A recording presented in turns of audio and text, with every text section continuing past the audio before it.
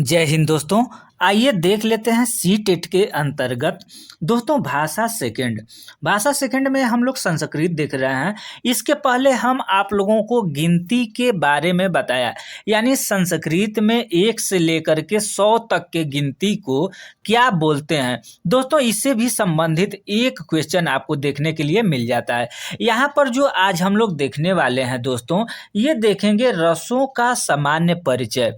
रस से संबंधित जो रस होते हैं, ये रस और अस्थाई भाव से संबंधित अगर देखा जाए दोस्तों, तो आपको जो पैराग्राफ मिलता है, पैराग्राफ से एक कोई शब्द उठा करके या कोई एक वाक्य उठा करके आपको दे देता है और बोलता है कि इसमें कौन सा रस है और जो रस है इसका अस्थाई भाव आपका क्या है। तो दोस्तों आज का ये 2 मिनट का वीडियो होगा, 3 मिनट का अधिकतम वीडियो होगा, आपके लिए बहुत महत्वपूर्ण होगा।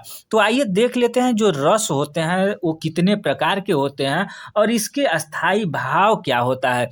दोस्तों एक एक करके ध्यान से आप लोग समझिएगा, क्योंकि जो आपका पैरा है, पैराग्राफ, उस पैराग्राफ से आपको देखने के लिए पैराग्राफ में मिलेगा ये सब।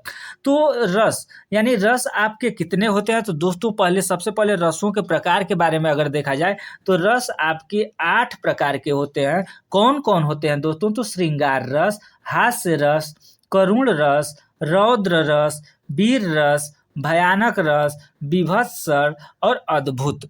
तो ये आपके, और ये 9th नंबर का भी है शांत रस। ठीक है, यानी रसों के प्रकार अगर देखा जाए तो रस 9 प्रकार के होते हैं और इस 9 प्रकार के जो रस होते हैं इसका एक एक, अगर श्रृंगार का अस्थाई भाव देखेंगे तो रति होता है और वर्ण इसका श्याम होता है और देवता विष्णु है। ठीक है, जैसे मान लीजिए कि जो श्रृंगार है, श्रृंगार रस में जो अस्थाई भाव हुआ आपका रति हुआ, इसमें जैसे हीरो और हीरोइन, नायक और नायिका का वर्णन होता है, आलम्बन, उद्यान और उद्दीपन विभाव है। ठीक है, इत्यादि इस तरीके से श्रृंगार से संबंधित वर्णन होता है। अब हास्य के बारे में तो आप लोग जानते होंगे, तो जिस वाक्य में, जिस शब्द में हास्य यानी आकार, हास्य का अगर अस्थाई भाव देखेंगे तो हास्य होता है और इसका आकार, वाणी इत्यादि चेष्टाएं आलंबन है तथा उसकी चेष्टाएं उद्दीपन है। मेन आपका देखा जाए तो रस और अस्थाई भाव से मतलब है। ठीक है, अब देखेंगे दोस्तों करुण, जो तीसरा है आपका करुण रस है और करुण का मतलब होता है यानी अस्थाई भाव है इसका शोक। ठीक है, करुण का शोक है।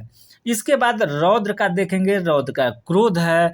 ठीक है, वीर रस देखेंगे तो वीर का उत्साह होता है। दोस्तों यहीं पर थोड़ा सा हम लोग फंस जाते हैं कि क्रोध और उत्साह यानी रौद्र रूप या वीर रस, तो ये दोनों लगभग सेम टू सेम होता है देखने में अपना, लेकिन आपको इसमें पहचाना, जैसे मान लीजिए कि रौद्र और क्रोध है तो इसमें आलंबन विभाव शत्रु होता है और चेष्टा उद्दीपन होता है, जबकि वीर और उत्साह में देखा जाए तो जीतने योग्य शत्रु आलंबन विभाव तथा उनकी चेष्टाएं उद्दीपन विभाव होती है।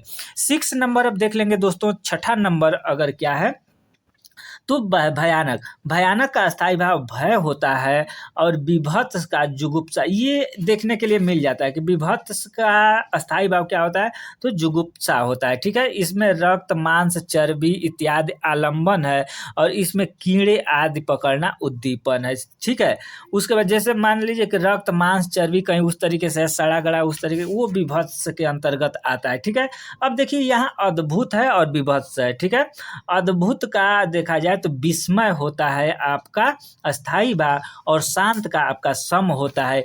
तो दोस्तों ये रहे आपको सामान्य परिचय, जो रस होते हैं उनके सामान्य परिचय। इससे आपको 1 नंबर यहाँ देखेंगे, यहाँ पर लिखा हुआ है कि 1 नंबर पक्का, यानी सीधा